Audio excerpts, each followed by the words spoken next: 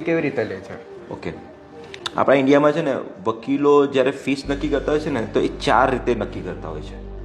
પાંચમી પણ એક રીત હોય છે, એ બોનસ છે, એવું લાસ્ટમાં કહીશ. પણ 4 રીતે ફીસ નક્કી થતી હોય છે.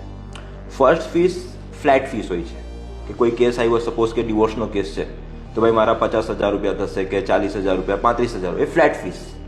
ઓકે. સેકન્ડ ફીસ હોય છે પર હિયરિંગ ચાર્જિસ.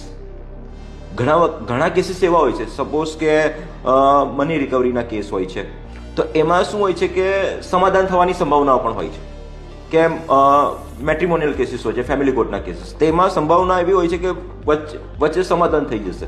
તો ઘણા વકીલો શું છે એમાં હિયરિંગ ચાર્જિસ લેતા હોય છે કે મારું કેસ ફાઇલિંગ કરવાનો આટલો ચાર્જિસ, 20-25,000 રૂપિયા સમથિંગ મારો ચાર્જિસ. પછી પર હિયરિંગ 2,000 થી લઈને 2 લાખ રૂપિયા સુધીનો પણ ચાર્જ હોય છે કે પર હિયરિંગમાં હું આવીને મારો આવી રીતે ચાર્જ થશે. પણ આમાં થોડું સાવધાન રહેવાની વાત છે.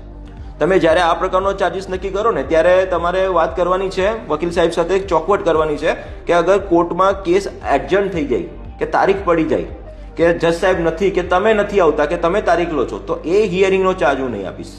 આ ચોખવટ કરી દેવાની હોય છે. ત્રીજો ચાર્જિસ હોય છે કલાક દીઠ. ઘણી મોટી મોટી કોર્પોરેટ કંપની હોય છે ને એ કલાક વાઇઝ ચાર્જિસ લેતું હોય છે કે ભાઈ મારા આટલા, એ આપણે અહીંયા ઇન્ડિયામાં આટલું બધું ફેમસ નથી, બરાબર. ચોથો જે ચાર્જ લેવાનો જે પ્રકાર છે ને એ ઇલીગલ છે, પર્સન્ટેજ વાઇઝ.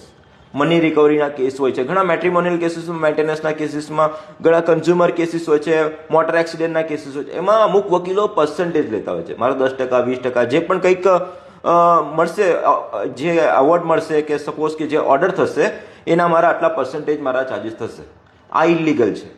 સુપ્રીમ કોર્ટ ને બાર કાઉન્સિલે આને ઇલીગલ ઠેરવેલું છે. અગર મિસકન્ડક્ટમાં એને ગણવામાં આવશે, અગર કોઈ વકીલ આવી રીતની પ્રેક્ટિસ કરતા હોય તો આવી રીતે નથી થતું. હવે પાંચમો જે પ્રકાર છે ને મોસ્ટ ઇમ્પોર્ટન્ટ છે. પાંચમો જે પ્રકાર હોય ને કેવી રીતનો હોય છે કે અમુક કંપની હોય કે અમુક એવા અસીલો હોય છે જે મોટા વકીલો હોય, જે એક્સપિરિયન્સ લોયર હોય ને એને ત્યાં એડવાન્સમાં મુલાકાત કરી લેતા હોય છે કે આ પ્રકારનો કેસ તમારે ત્યાં આવવાનો છે તો એ હાથમાં લેતા નહીં, અમે તમને એની ફીસ આપી દઈએ છીએ. તો ઘણી આવી રીતની પણ ફીસ હોય છે કે તમારું વકીલપત્ર ફાઇલ નહીં થવું જોઈએ, તમારો જે કંઈ ચાર્જ હોય ને અમે તમને આપી દઈએ છીએ. એટલે કેસ નહીં લડવાની પણ ફીસ હોય છે.